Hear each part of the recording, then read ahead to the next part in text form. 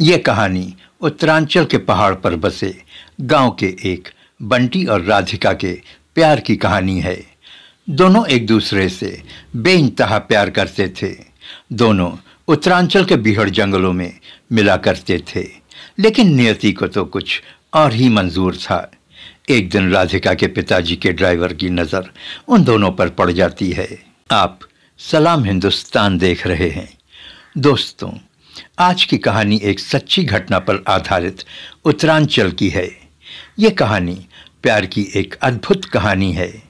लेकिन वीडियो में आगे बढ़ने से पहले प्लीज़ चैनल को सब्सक्राइब कर लीजिए और लाइक भी कर दीजिए। आपके लाइक और सब्सक्राइब करने से हमारा हौसला बढ़ता है। उत्तरांचल पहाड़ों, झरनों और नदियों का एक खूबसूरत प्रदेश है। यहाँ के लोग बहुत खूबसूरत और सीधे साधे होते हैं।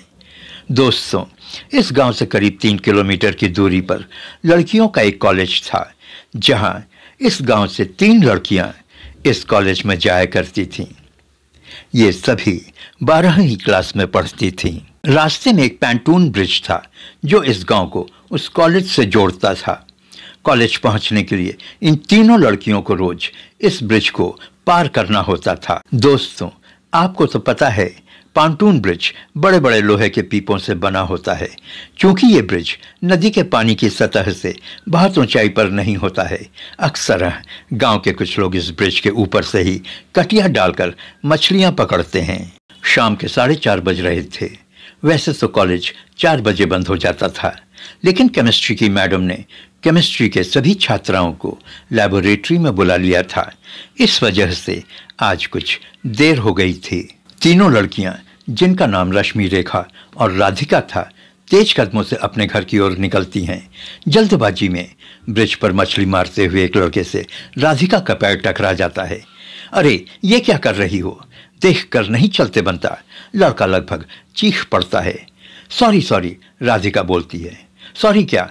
मेरी कटिया तो पानी में चली गई ना। सॉरी, पानी में उतरकर मैं तुम्हारी कटिया लाकर देती हूँ। और राधिका अपनी जूती निकालकर ब्रिज पर से पानी में उतरने को होती है।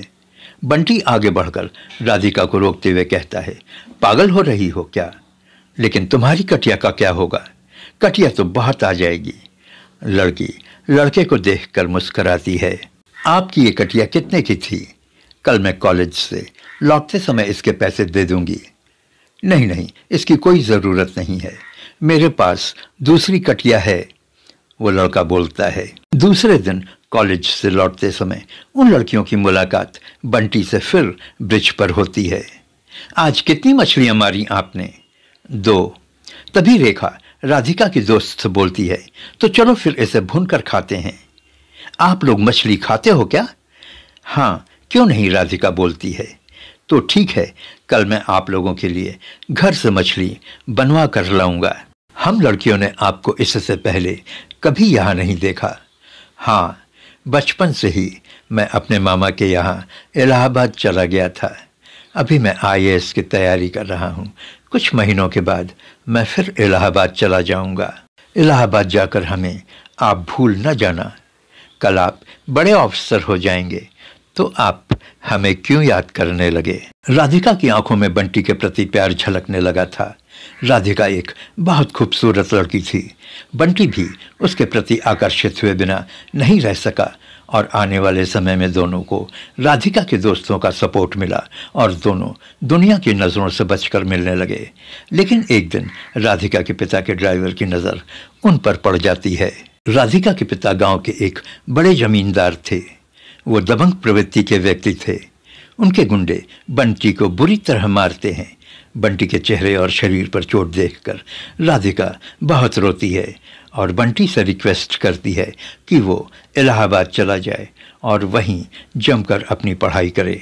बंटी राधिका के कहने पर इलाहाबाद चला जाता है, लेकिन दोनों फ़ोन पर एक दूसरे से बात करते रहते हैं। एक दिन राधिका को रात में बंटी से बात करते हुए उसकी माँ उसे पकड़ लेती है। उसके बाद राधिका से बात न होने पर बंटी परेशान हो उठता है। लेकिन UPSC के एग्ज़ाम्स सिर पर आ गए थे। वो उत्तरांचल नहीं जा सकता था। एग्जाम्स खत्म होने पर बंटी उत्तरांचल पहुंचता है, लेकिन उसे राधिका के बारे में कुछ भी पता नहीं चलता है। वो घंटों ब्रिज पर उसका इंतजार करता है, लेकिन न राधिका आती है न उस ब्रिज पर उसकी सहेलियां नजर आती हैं। 12वीं के बोर्ड के एग्जाम्स कब के खत्म हो चुके थे।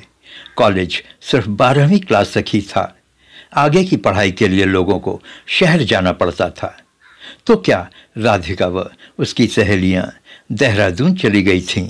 इसी उधेड़बुंद में कई महीने गुजर जाते हैं। यूपीएससी का रिजल्ट भी आ जाता है। बंटी को सफलता मिली थी।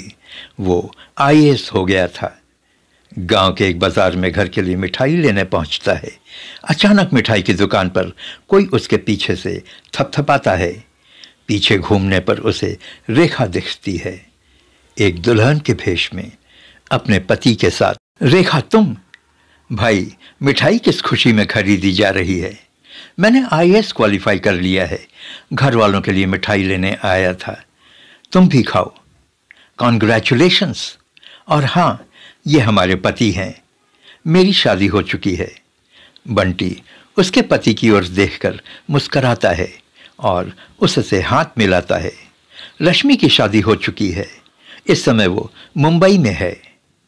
और वो? बंटी के मुंह से निकलता है, राधिका, तुमने उसको बहुत तड़पाया है। तुमने उसको धोखा दिया है। नहीं नहीं, ऐसा नहीं है। मेरे एग्जाम्स थे, मैं नहीं आ सकता था। और अचानक राधिका का फोन भी बंद हो गया। मैं क्या करता? बंटी, हम राधिका के घर जा रहे हैं। आज उसकी शादी है। रेखा, मुझे भी साथ ले चलो। मैं उससे मिलना चाहता हूँ। बारात आ चुकी थी। बाराती खाना खाने लगे थे। अब सिर्फ फेरे ही लेने बाकी थे, लेकिन लड़का फेरे लेने के लिए तैयार नहीं हो रहा था। राधिका के पिताजी ने लड़के के पिता से फेरे के लिए कहा। लड़के के पिताजी ने कहा, वो ऐसे नहीं मानेगा। अरे इंजीनियर है, कोई मामूली बात थोड़े ही है। संबंधी जी, मैंने आपकी सभी डिमांड पूरी की है। दहेज में 20 लाख रुपए भी दिए हैं।